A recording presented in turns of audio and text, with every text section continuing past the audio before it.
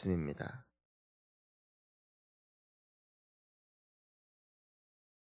나훔 3장 1절부터 11절입니다.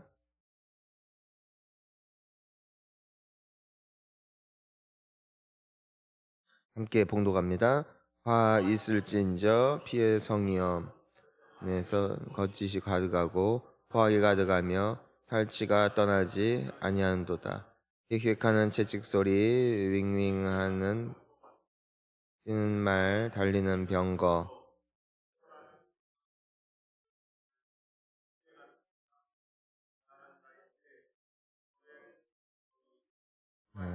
네. 걸려 넘어지니 이는 마술에 함이라. 그가 그의 음행으로 여러 나라를 미혹하고 그의 마술로 여러 족속을 미혹하느니라.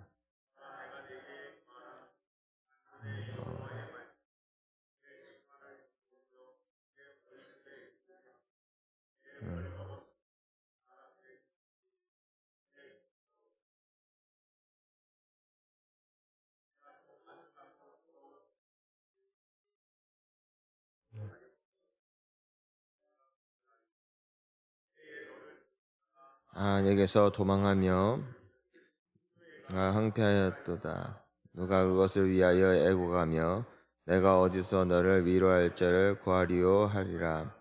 내가 어찌 노아몬보다 낫겠느냐. 그는 강들 사이에 있으므로 물이 둘렀으니 바다가 성루가 되었고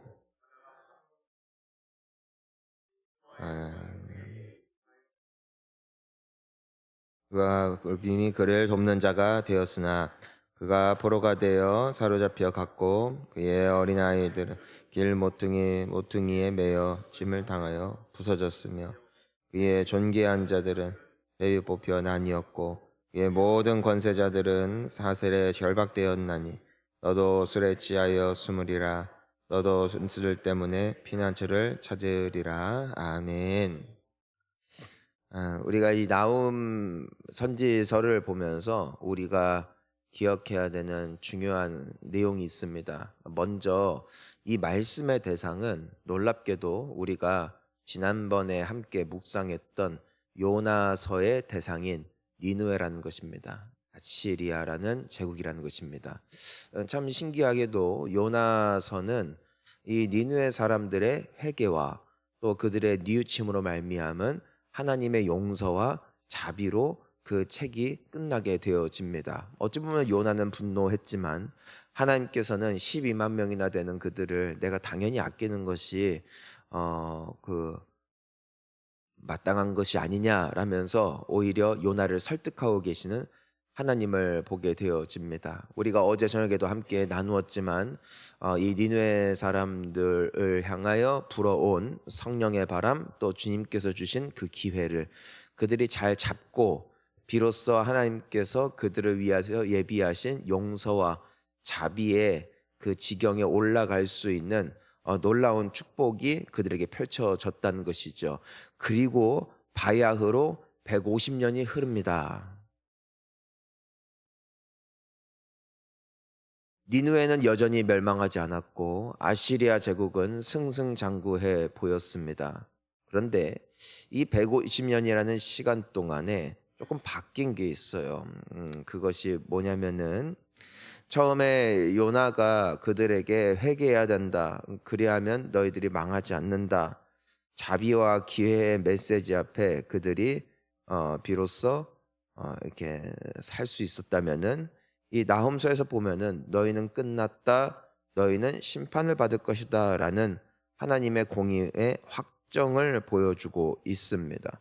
더 놀라운 것은 무엇이냐면은 그 150년 전에 처음 하나님께로부터 그 메시지를 받았을 때 이 니느웨 사람들은 어떻게 반응을 했습니까? 왕부터 가축까지 베옷을 입고 금식하면서 회개했다고요. 그러니까 이게 복되다는 겁니다. 강팍하여서 고개가 뻣뻣해지는 것은 되게 위험한 겁니다. 그러니까 아무리 하나님의 심판의 말씀을 듣고 경고의 메시지를 들어도 눈 하나 꿈쩍 안 하는 상태가 진짜 비참한 거라니까요. 그러니까 이 사람들은 적어도 150년 전에는 하나님의 그 메시지 앞에 두려워 떨면서 회개했고 하나님이 그걸 보고 불쌍히 여기셨단 말입니다. 여러분, 우리가요 불쌍한 척이라도 해야 돼요. 하나님 앞에. 그게 되게 중요한 거예요. 우리가 사람을 만나더라도 그런 말 있죠. 적반하장이라고. 뻔뻔하면 안 되거든요. 근데 우리가 때로는 하나님 앞에 되게 뻔뻔해져요. 고개가 뻣뻣해지면은 그럼 망할 징조입니다. 왜냐하면 그것이 이 나훔 선지자의 예언이 선포되어지는 시점, 그 니느웨 사람들이 보여주는 반응이었기 때문입니다. 하나님의 메시지는 동일하게 선포됐어요. 너희들 이 땅으로 살면은 또 망한다라는, 하나님께서 다시 분노하셨다라는 말씀은 동일하게 이들에게 선포되었다고요. 그런데 한때는 하나님의 그 말씀 앞에 두려워 떨던 그들이 이제는 회개를 비웃고 악행의 끝을 달립니다. 쉽게 말해서 강팍해졌다는 겁니다. 사랑하는 성도님 여러분, 마음이 굳어지지 않기를 축원하고 마음이 부드러워지기를 주의 이름으로 축원하는 것입니다. 우리가 하나님의 말씀을 보면은 주님의 성령이 임할 때에 우리에게 부드러운 마음을 주고 하나님의 말씀 앞에 순종하며 또 그분의 말씀 앞에 엎드릴 수 있는 귀한 순종하고 사모하는 마음을 주실 거라고 약속을 하셨어요. 그래서 우리가 항상 우리 원로 목사님 때부터 그렇고 또 우리 기독교 역사 가운데 항상 우리가 의지하고 또 바라봐야 되는 것은 오직 성령으로 말미암아 우리가 변화될 수 있다는 것이고, 성령 충만하지 않으면 사람은 괴팍해지고 강팍해지고 굳어집니다. 절대로 마음을 강팍하게 먹어서는 안 되겠습니다.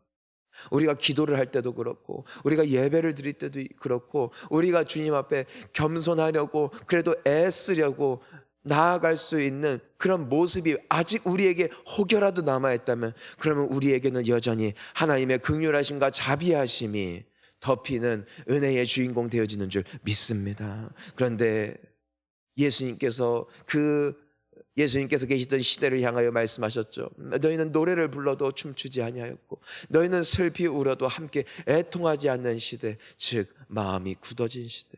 그들에게는 소망이 없었던 거예요. 저는 우리가 하나님 앞에 기뻐할 줄 알기를 축원하고 우리가 주님 앞에 애통할 줄 알기를 소망하는 것입니다.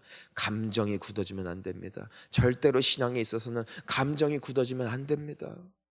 다윗이 하나님의 마음에 합한 자로서 서게 됐을 때 그에게는 한 가지 위대한 특징이 있는데 그는 하나님 앞에 기뻐 춤췄다는 것입니다. 그러니까 주님의 괴가 그 성전에 들어올 때 그는 기뻐하며 춤을 출 때 바지가 흘러 내려가는지도 모르는 채 하나님을 너무나 열정적으로 기뻐했고, 또한 그가 밧세바 사건 가운데 나단 선지자의 경고의 메시지를 듣고 그가 어떻게 하나님 앞에 반응하여 그가 엎드려서 슬피 울면서 내가 죄인이라면서 시편 51편을 쓰죠. 내가 죄인 중에 괴수임을, 내가 죽게 되었음을, 주의 성령을 거두지 말아달라고 하나님 앞에 울며 불면서 오죽하면은 그냥 식음을 전폐하면서까지 하나님 앞에 섰다고요. 그것이 다윗이 진심이었는지 본심이었는지 아니면은 하나님 앞에 그래도 불쌍히 여겨달라고 척이라도 했는지 그 중심까지는 난 잘 모르겠어요. 하지만 확실한 것은 그의 모습을 보고 하나님께서 그를 용서하셨다는 것입니다.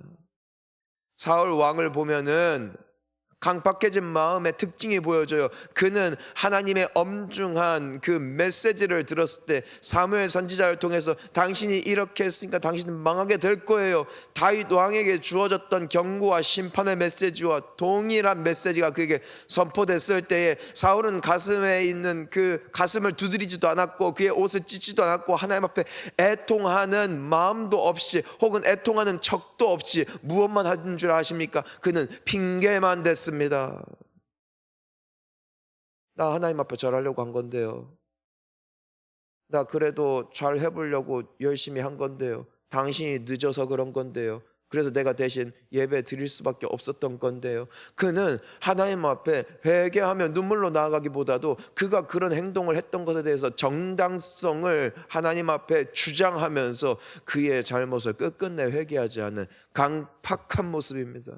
강팍하다는 것은 막 사람이 눈에 도끼가 올라가지고서 막 씩씩거리는 것이 강팍하다는 것이 아니라 하나님 앞에 눈물 흘릴 줄도 모르고 회개할 줄도 모르고 잘못했다고 할 줄도 모르고 인정할 줄도 모른 채 그저 자기의 모습이 당당한 모습 있지 않습니까? 이게 강팍함입니다.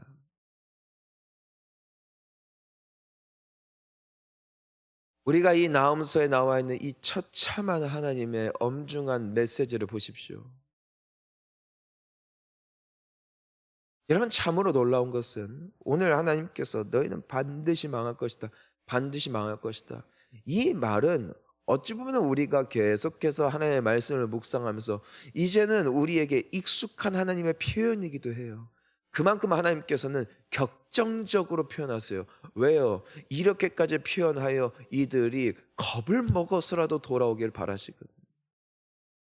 근데 사람이 무서운 게 뭔 줄 알아요? 마음이 굳어질 때까지 굳어지잖아요. 그러면은 칼을 들고 들이밀어도 그 사람은 움직이지 않아요.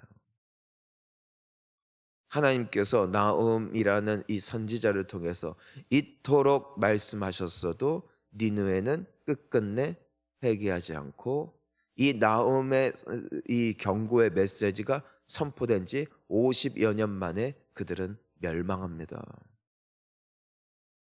여러분, 놀라운 건 50년입니다. 그들의 자만함과 강팍함과 교만함이 이미 하늘을 찌르고 있음에도 불구하고 하나님은 몇 년을 더 기다리셨다는 것입니까? 50년을 더 기다리셨다는 겁니다. 이것이 하나님의 사랑입니다. 하나님은 자비로우시고 인내하시며 사랑이 많으시고 오래 참으십니다. 오래 참는다는 것은 정말 오랫동안 기회를 주신다는 것입니다. 하지만 오래라는 말과 영원이라는 말은 다른 겁니다. 성도님 여러분, 저는 요즘에 확신하는 게 있어요. 그게 뭐냐면 지금은 기회다. 기도할 기회고 다시 마음을 재정비할 기회고 우리는요 요나의 때 니느웨가 돼야 돼요. 어떤 니느웨라는 거예요? 그것이 말씀 앞에 반응할 줄 알아야 돼요. 사실 요나가 활동하던 때 니느웨, 지금 나옴이 활동할 때 니느웨 누가 더 악했을까? 헛긴 객긴입니다. 그때도 사륙했고 그때도 죄지었고요. 나음 때도 사륙했고 그때도 죄지었어요. 하지만 하나의 차이가 있는 것이에요. 하나의 메시지 앞에 무릎 꿇고 반응하며 슬피 울며 회개할 수 있는가? 혹은 들어도 뻔뻔한가? 우리는 오늘도 주님의 자비하심을 구하며 이 새벽에 나왔습니다. 아무쪼록 주의 성령이 우리 모두와 함께하여 주시사 우리가 마음으로 주님을 경외하며 나아갈 수 있기를 간절히 소망하는 것입니다. 우리 오늘도 기도합니다. 여러분, 저는 확실히 이 성경을 통해서 우리가 볼 수밖에 없는 사실이 있는데 하나님은 교만한 자를 낮추시고 겸손한 자를 높이신다는 것입니다. 하나님 앞에 우는 자를 하나님은 절대 버리지 않습니다. 하나님 앞에 핑계하는 강팍함은 하나님 반드시 손보십니다. 우리가 그러니까 오늘 이 아침에도 기도할 때 척이라도 하자. 척이라도. 내가 주님 앞에 간절한 척이라도 하는 거야. 내가 주님 앞에 기도하는 척이라도 해보는 거야. 새벽에 나오신 여러분들을 주님이 기뻐하실 거예요. 왜냐하면은 그래도 기도하려고 몸부림치는 모습을 하나님께서 받으신다는 것은 그분께서 받으시기에 향기로운 제사이기 때문입니다. 하나님은 통회하는 자들의 그 예배를 기뻐 받으시는 하나님이시니 오늘도 주님께만 소망을 두는 우리 모두가 되어질 수 있기를 간절히 바라봅니다. 우리 오늘도 어려운 이들 또 약한 자들 또 우리의 나라와 민족과 우리 개개인을 위해서 기도할 때 여러분 그런 기도 말입니다. 마치 하나님 아니면은 진짜 망할 것처럼 기도하는 거 말입니다. 그리고 그렇게 믿는 마음 말입니다. 오직 이것은 성령께서 우리에게 주시는 믿음일 뿐 아니라 또한 우리가 주님 앞에 가져야 할 열심입니다. 한 가지만 노력합시다. 낮아집시다. 주님 앞에서 낮아집시다. 그리고 겸손히 엎드립시다. 그냥 기는 거예요, 기는 거. 다시 한번 말씀드리지만 기는 자는 넘어지지 않습니다. 서기 때문에 넘어지는 겁니다. 섰다 할 때 엎어져야 합니다. 그 자를 주님이 세우실 것입니다. 함께